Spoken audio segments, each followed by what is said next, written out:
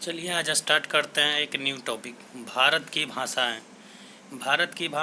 भारत एक देश है जिसमें बहुत सारी भाषाएं बोली जाती हैं। यहाँ पर उससे संबंधित प्रश्न भी सारे कम्पिटिटिव एग्ज़ाम में, चाहे तो वह यूपी-टीईटी हो या फिर आरआरबी एएसएम 2009 में भी आया हुआ क्वेश्चन है, और आरआरबी टेक्नीशियन में आया हुआ है, आरआरबी टीसी में आया हुआ क्वेश्चन है। इसी तरह से बहुत सारे एग्ज़ाम में यही सब क्वेश्चन घुमा फिरा कर आते हैं। चलिए स्टार्ट करते हैं। भारत की भाषाएं। संविधान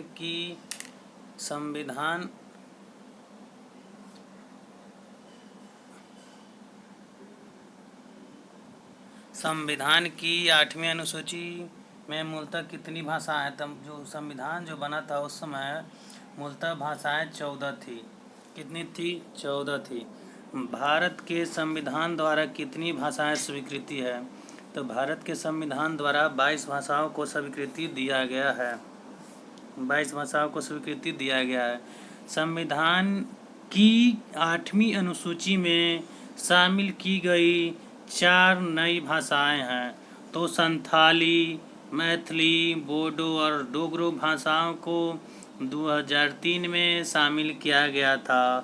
तो आपका ऑप्शन डी सही है। अब देखते हैं क्वेश्चन नंबर 4।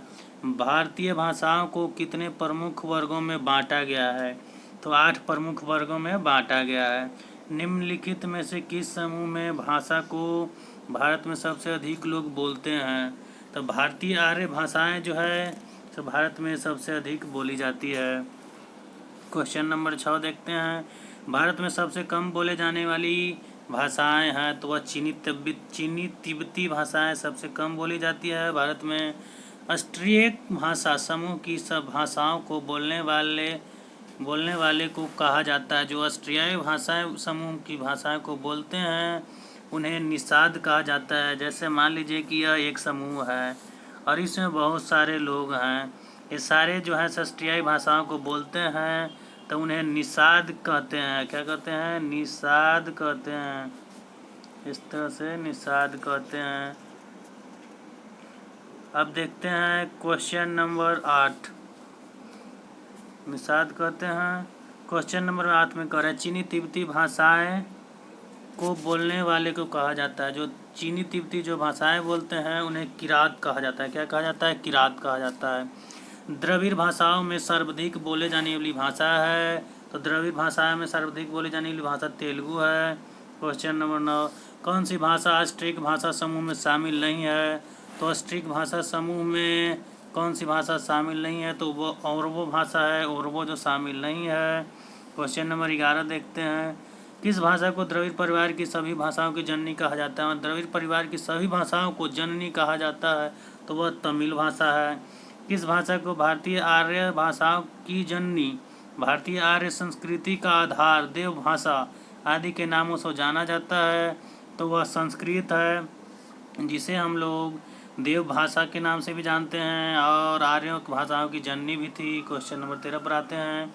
संस्कृत में सर्वाधिक प्रभावित द्रविड़ भाषा है, तो सबसे संस्कृत में सर्वाधिक प्रभावित द्रविड़ भाषा है, तो वह तेलुगु है। Question number 14। भारतीय संविधान के अनुसार यह कहाँ की राजभाषा है? भारतीय संविधान के अनुसार यह की राजभाषा है, तो वह हिंदी है, राजभाषा है भारत के संविधान के अनुसार। भारत में सर्वाधिक हिंदी शब्दों का प्रयोग, भारत भाषा के संबंध में हिंदी शब्द का प्रयोग सर्वप्रथम किसने किया था? तो हिंदी शब्द का प्रयोग सबसे पहले अमीर खुसरो ने किए थे। क्वेश्चन नंबर अब देखते हैं यहाँ पर नेक्स्ट 16 नंबर क्वेश्चन बोलता है कि भारतीय संविधान में हिंदी भाषा को कहा गया है। तो भारतीय संविधान में हिंदी भाषा को राज्य भाषा कहा गया है। राज्य भाषा आयोग के अध्यक्ष थे बीजी खेर थे। राज्य भाषा आयोग के अध्यक्ष कौन थे? बीजी खेर थे। उर्दू किस भाषा का शब्द है? तो उर्दू जो है तुर्की भाषा का शब्द है। मुगल काल में किस भाषा को रेखांकित किया गया था? मुगल काल में किस भाषा को रेखांकित कहा गया है? तो वहाँ पर जो हम लोग का उर्दू भाषा था उसी को रेखांकित कहा गया है। और मुगल काल की राजकीय भाषा क्या थी? ये सब क्वेश्चन जितना भी है सब एग्ज़ाम में कोई ना कोई एग्ज़ाम में आया हुआ है, सभी इम्पोर्टेंट क्वेश्चन है। सो वीडियो को शुरू से अंत तक देखें। मुगल काल की राजकीय भाषाएं क्या थी? फारसी थी। निम्नलिखित में से किस राज्य में संस्कृत भाषा को राज्य की द्वितीय राजभाषा का दर्जा प्रदान है? तो वह उत्तराखंड है, जहाँ पर संस्कृत को राज्य की दूसरी राज्य की भाषा प्राप्त है। क्वेश्चन नंबर 23, दक्षिण भारत में हिंदी भाषा के क्षेत्र में किसने प्रचार प्रसार किया था? सी राजा गोपालचारी से, जो हिंदी भाषा को दक्षिण भारत में प्रचार प्रसार किए थे।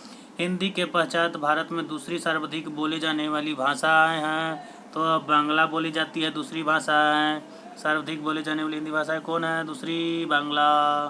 दक्षिण भारत की सर्वाधिक प्राचीन भाषा है, दक्षिण भारत की सर्वाधिक प्राचीन भाषा है तमिल।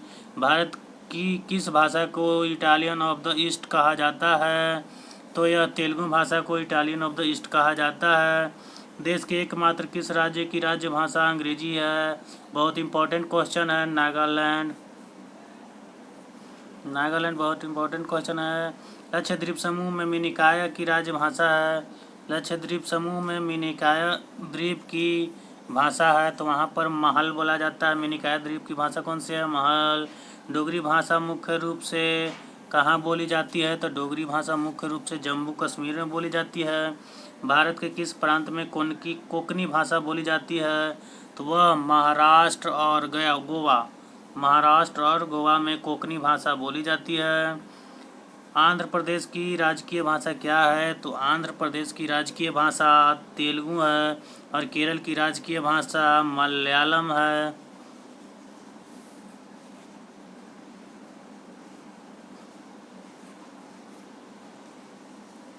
क्वेश्चन नंबर 32 देखते हैं। 32, नागालैंड की राजकीय भाषा क्या है? तो नागालैंड के हम लोग जानते हैं कि राजकीय भाषा अंग्रेजी है, जो कि बहुत इंपॉर्टेंट क्वेश्चन है।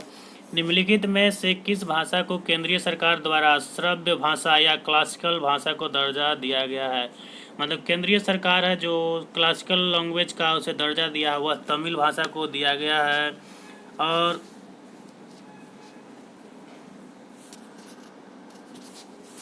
हिंदी भाषा को राजकीय भाषा कार्यालय की भाषा कब घोषित किया गया था? हिंदी भाषा को राजकीय भाषा कब घोषित किया गया था?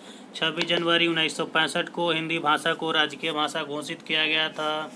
26 जनवरी 1965 को हिंदी को राजकीय भाषा घोषित किया गया था। निम्नलिखित में से कौन सी भाषा भारतीय संविधान की 8वीं अनुसूची में नहीं है? तो अंग्रेजी जो है 8वीं अनुसूची में नहीं है। कौन सी भाषा ऑस्ट्रिया समूह से संबंधित है? तो ऑस्ट्रिया समूह से कौन सी भाषा संबंधित है? तो वह खासी भाषा है, जो ऑस्ट्रिया समूह से संबंधित है। क्वेश्चन नंबर अब देखते हैं 37, निम्नलिखित में से किस भारतीय भाषाओं में कौन सी भाषा द्रविड़ भाषा की उत्पत्ति नहीं है? द्रविड़ भाषा की उत्पत्ति मराठी नहीं है। देखिए सब RRB असम 2005 में आया हुआ क्वेश्चन है। निम्नलिखित में से किस देश में अधिकतम संख्या में भाषाएं बोली जाती है? तो भारत एक ऐसा देश है जहां पर अनगिनत भाषाएं बोली जाती हैं। अंग्रेजी भाषा को भारत में शिक्षा के माध्यम के रूप में आरंभ किया था, तो लॉर्ड मैकाला साहब थे जो अंग्रेजी शिक्षा को भारत में शुरू किए थे। ये बहुत इंपॉर्टेंट क्वेश्चन है। केंद्रीय भारतीय भाषा संस्थान कहाँ स्थित है? तो मैसूर में। केंद्रीय भारतीय भाषा संस्थान कहाँ स्थित है? मैसूर में। भारत की प्राचीन भाषा क्या है? भारत की प्राचीन भाषा क्या है? संस्कृत है।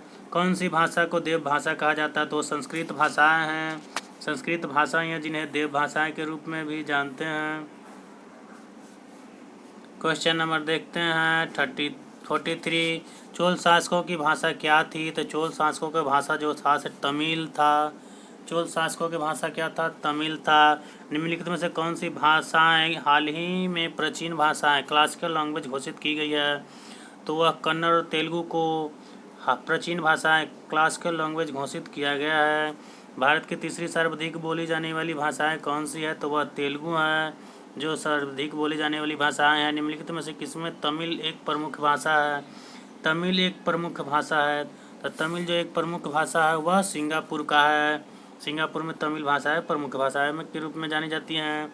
अमीर खुसरो ने किसके विकास में अग्रणी भूमिका निभाई थी? तो जो अमीर खुसरो थे वह किसके विकास में अग्रणी भूमिका निभाई? तो खड़ी बोली एक भाषा है जिसकी में बहुत ही इम्पोर्टेंट भूमिका निभाते हैं। त्रिपुरा की राजकीय भाषा क्या है? तो त्रिपुरा में बांग्ला बोला जाता है। संघ शासित प्रदेश लक्षद्वीप की भाषा है वह मलयालम है। संघ शासित प्रदेश लक्षद्वीप में मलयालम बोले जाते हैं। गोवा की स्वीकृति राज्य भाषा क्या है? तो गोवा में कोंकणी बोला जाता है।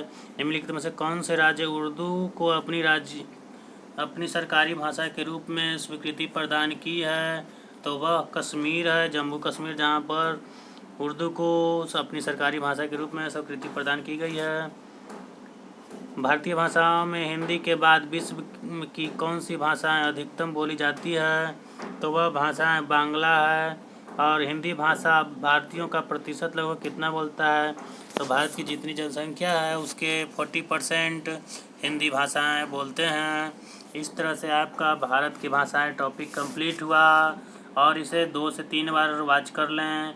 रिवीजन के लिए इससे बेस्ट यूट्यूब पर वीडियो नहीं मिलेगा। यही सब क्वेश्चन सभी एग्ज़ाम में घुमा फिरा के आते हैं। नमस्कार, धन्यवाद, थैंक यू फॉर वाचिंग।